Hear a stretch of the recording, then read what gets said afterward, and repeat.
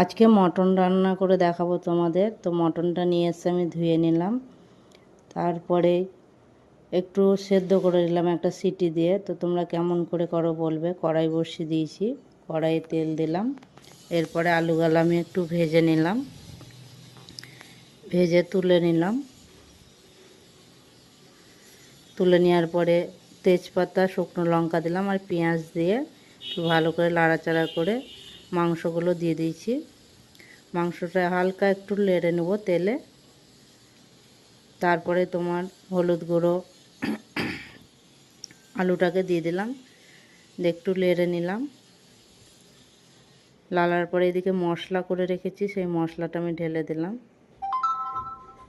লঙ্কা গুঁড়ো দিলাম, জিরে গুঁড়ো, লবণ, অল্প একটু জল অ্যাড করলাম, দিয়ে একটু কষিয়ে নেব ভালো করে।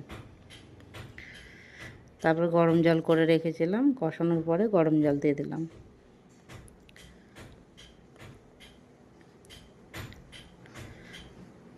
দিয়ে দেখো হয়ে এসছে মাংসটা।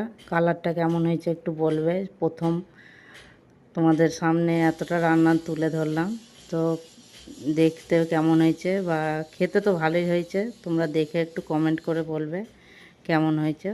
এবার দেখে বলবে কেমন হয়েছে। ঠিক আছে।